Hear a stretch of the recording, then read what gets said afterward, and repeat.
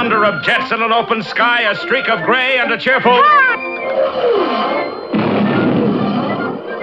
A loop, a whirl, and a vertical climb, and once again you'll know it's time for the adventures of Rocky and Bullwinkle and friends. Starring that supersonic speedster, Rocket J. Squirrel, with his pal Bullwinkle the Moose, and a host of others. Hurry, Bullwinkle! The show's about to start! I'm coming as fast as I can. Wave to the people! Yay! Now what are you doing? Signing autographs. Let's see. John Smith. But your name is Bullwinkle! I know, but that's hard to spell.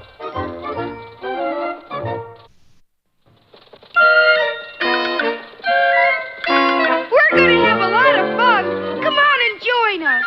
Sure, there's always room for one more.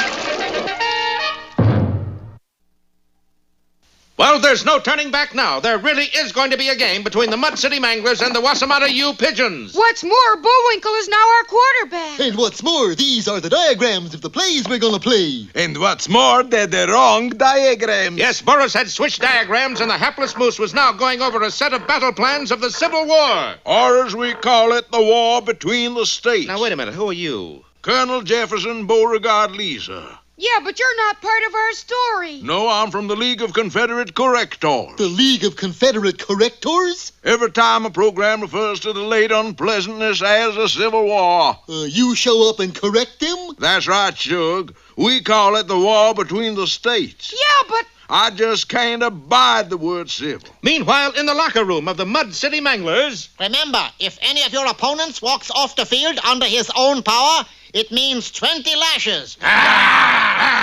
All right, men, and I use the term loosely, take the field. The teams lined up, and Wossamotta kicked to the Manglers. Instantly, there was a huddle, and when it broke up, nobody appeared to have the ball. Who we supposed to tackle? Come on, which of you girls has the ball? What do you think I am, a rat? You got it, lady? And before the astonished crowd, the Manglers strolled innocently down the field past the baffled Wossamotta players. Then as they reached the goal line, one of the scoundrels pulled the deflated ball from under his midi blouse. Touchdown! Touchdown! Any objections, wise guy? Miss, I'll thank you to keep a civil tongue in your head. A war between the states, tongue. Oh, boy. Now, wait, Mr. Referee. Did that really count 6 points? Well, of course not, Rocky. It counted 7 points. Well, with the referee intimidated, the Manglers had it all their own way. Hup! Pass it, Bullwinkle! Ollie! Oop!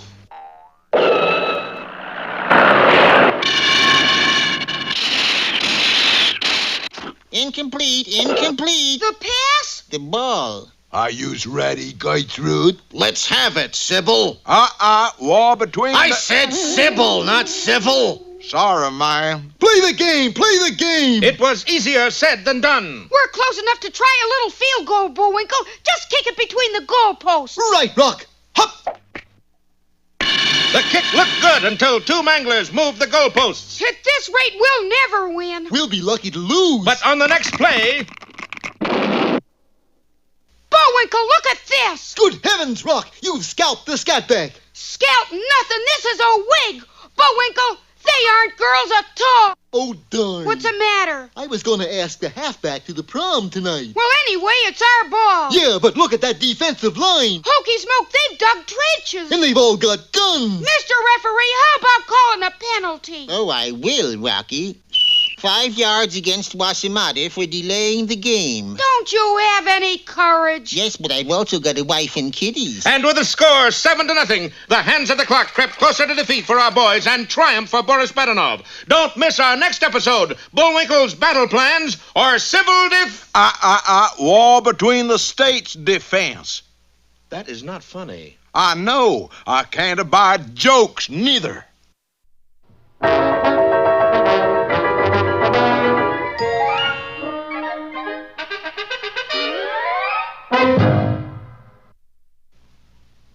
now... Hey, Rocky, watch me pull a rabbit out of my hat. But that trick never works. This time for sure.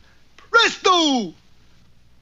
Well, I'm getting close. And now it's time for another special feature.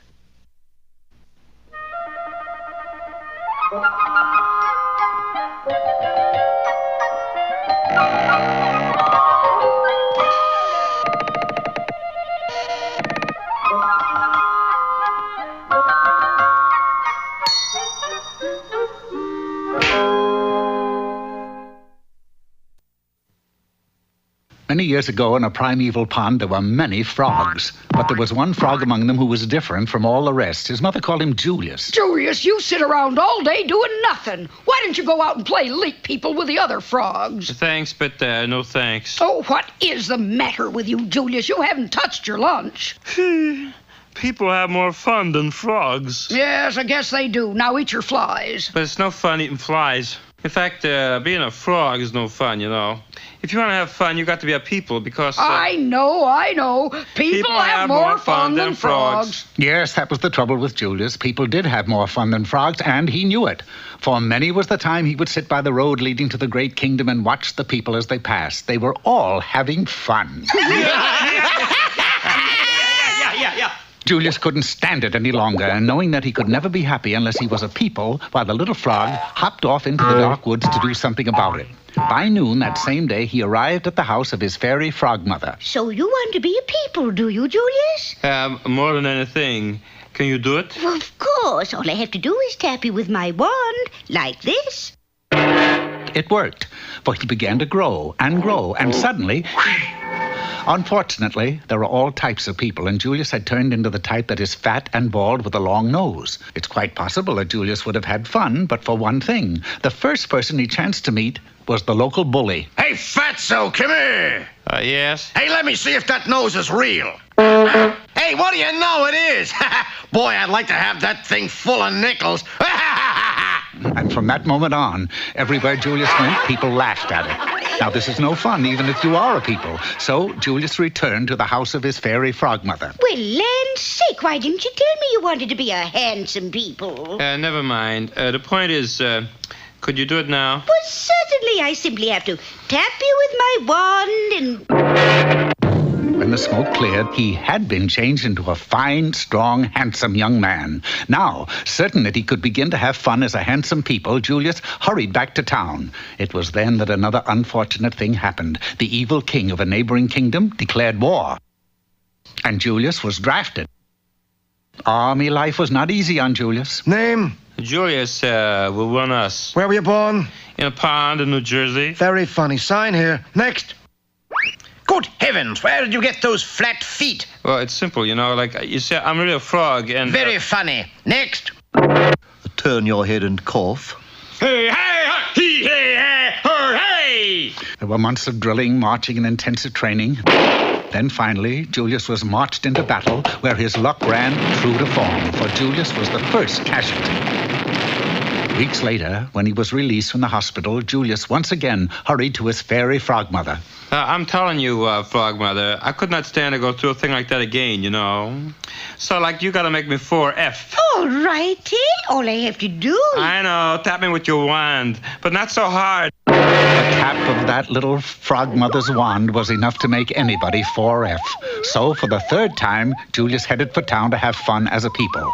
He'd only gone a short distance along the road when he suddenly heard a startling sound. And there, just ahead, he saw a large, vicious dog that had chased someone up a tree. Go away, shoo, scat. Then... It's safe to come down now. Jump and I will catch you. Well, I will be. I did not know that dogs treat pigs. I'm not a pig, silly. I'm a princess, and because you saved my life, you get to marry me. Marry you? Yes, isn't it romantic? Yeah, boy. Yeah, boy. I'll have Father arrange for the wedding right away. No. Hey, come back! This time it was a desperate Julius that ran to the house of his fairy frog mother. I never want to be a people again. Change me back into a frog, mother. Hurry, hit me with your wand. Can't. Broke it over your head when I made you 4F. But there is a way. If you can just hold out until the clock strikes 12, the spell will be broken, and you'll turn back into a frog all by yourself. Peekaboo! Julius ran like a deer for the next 5 hours. Then, when it seemed as though he simply couldn't take another step, the big clock in the tower struck 12. And with a blinding flash, Julius turned back into a frog. And he never did have any fun.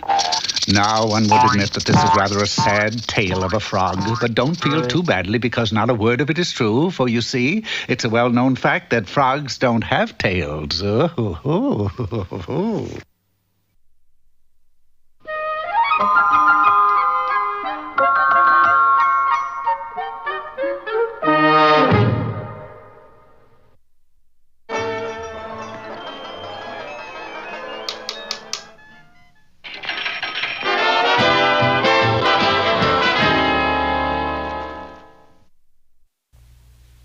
Hi there! Today's poem is all about my grandfather's clock. Sure is a big one. Yup. My grandfather's clock was too large for the shelf, so it stood 90 years on the floor. How come it's not running? See, it says always his treasure and pride. It stopped short, never to go again when the old moose died. Your grandfather's dead, Bullwinkle? Not exactly. He just sort of disappeared. But that doesn't rhyme so good. And the clock hasn't run all these years, huh? What do you mean all these years? He disappeared yesterday. Yesterday? And the clock stopped? Hey, do you suppose... Uh-oh. Let me open her up. Grandpa, it's you! You're expecting maybe John Cameron and Swayze? Well, if that don't beat all, how could anybody be so stupid as to get locked up in a clock? Stupid? Why, it's easy. Like this. Oh! Now there's something you don't see every day, Rocky. What's that, Grandpa? A clock with a face on both sides. And now it's time... Time for that jolly juggler, Bullwinkle. Oh, dear. 3 at once. 1, 2... And now here's a feature you're sure to like. 3...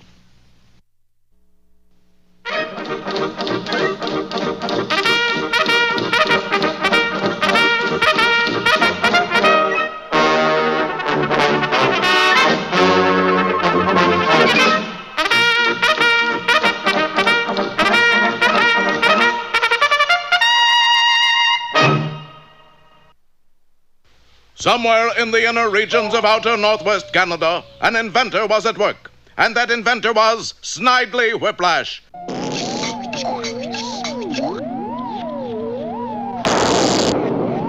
And his invention? Dudley Do-Right of the Mounties. Well, not exactly. It's a mechanical Dudley Do-Right. He doesn't move, Snidely. Of course he doesn't move. That's what this key is for. Gee, if he could only talk, he'd be the spitting image of Dudley Do-Right. What do you mean, not talk? What do you think I bought this record for? Yes, sir, Inspector Fenwick. Hello, Nell.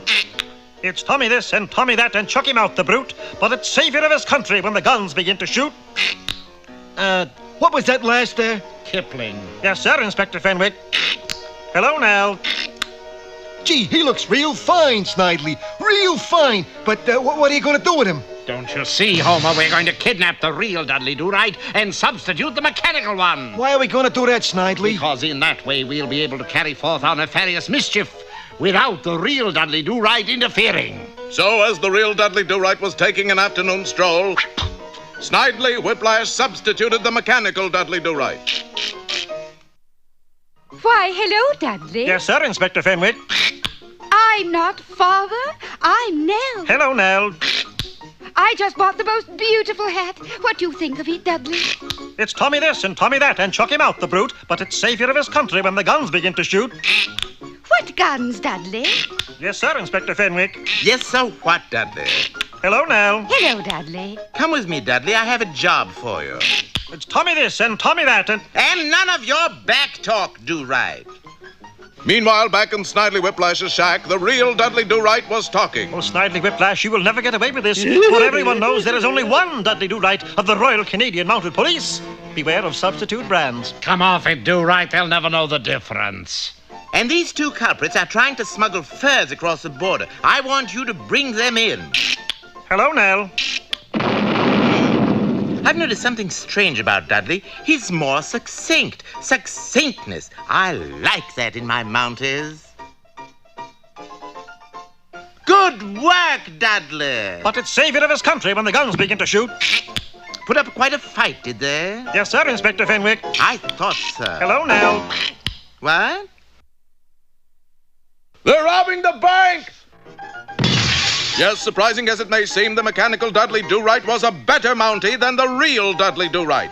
It always got its man, much to the chagrin of Snidely Whiplash. Homer, I think I've created a monster. So Snidely Whiplash took back the real Dudley Do-Right to the RCMP. Inspector Fenwick, what you think is the real Dudley Do-Right is in verite a mechanical Dudley Do-Right. Here is the real Dudley Do-Right. Yes, sir, Inspector, what he's telling you is the truth.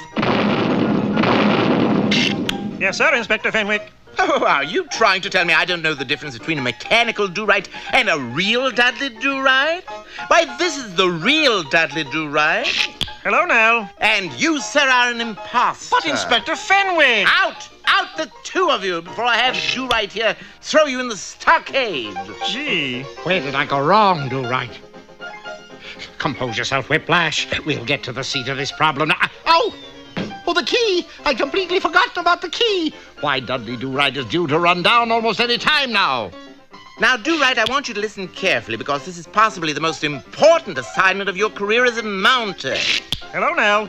Hello, Nell. Hello, Nell. Hello, Nell. What's wrong, Dudley? You seem a little redundant today. Hello, hello, hello, hello, hello, hello. But it's savior of his country when the guns begin to shoot. Whoa, whoa, whoa, whoa, whoa, whoa, whoa, whoa. Dudley, pull yourself together. Aha, Inspector! Now you see with your own two eyes that I am the real Dudley Do-Right of the Mounties. Well, perhaps you're right. Then tell me, what is this assignment you have for me that is so important? Assignment? Oh, the assignment! Well, the assignment is to hurry up and put that machine together again. That was the best Dudley Do-Right the Mounties ever had. Yes, Inspector Fenwick. Yes, Inspector Fenwick. Ready, Rock? You sure you know how to work that thing? No. Anyways, here's what it was supposed to look like.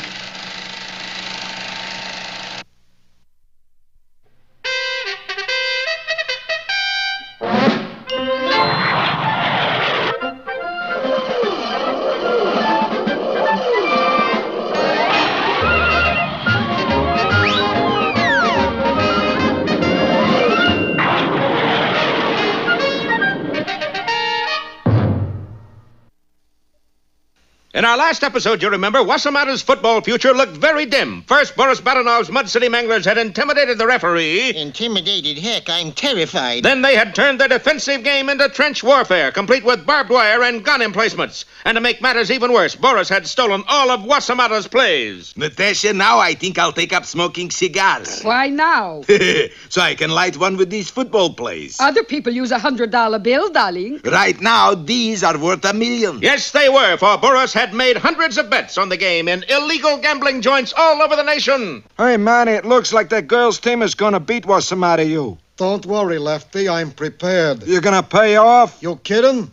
You see that emergency box on the wall? In case of disaster, break glass. What's inside, money? Nope, a one-way ticket to Brazil. At that moment, the referee raised his pistol to signify the end of the first half.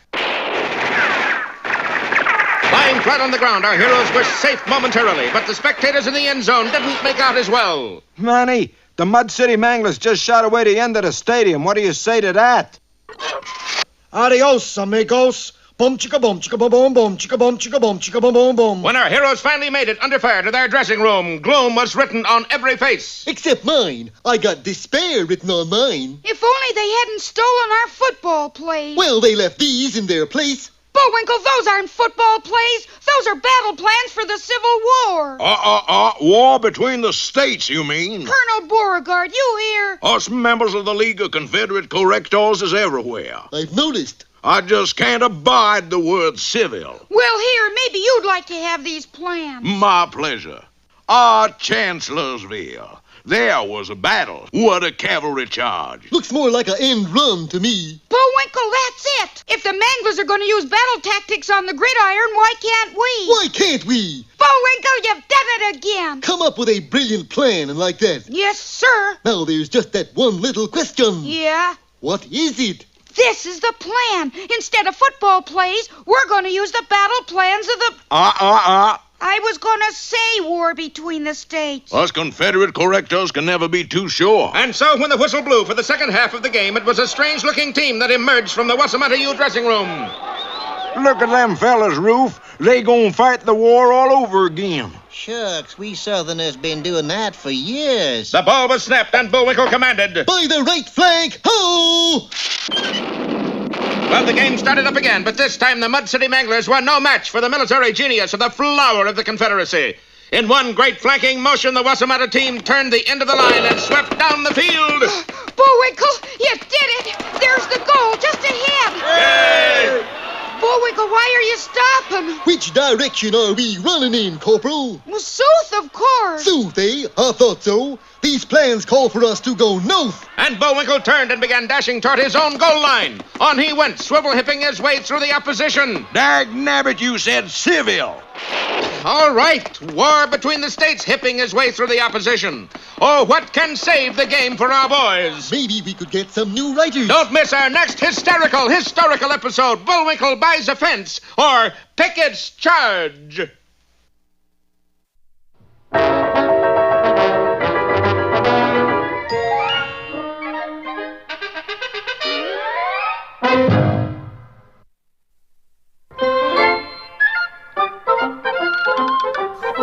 Looks as if our time is just about run out. Mine must be a little slow.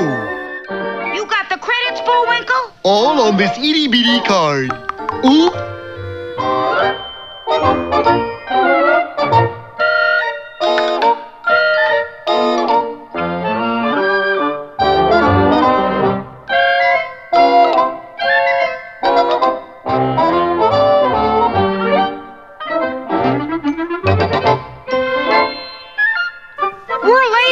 Bullwinkle. Right. Bye now. See you next time.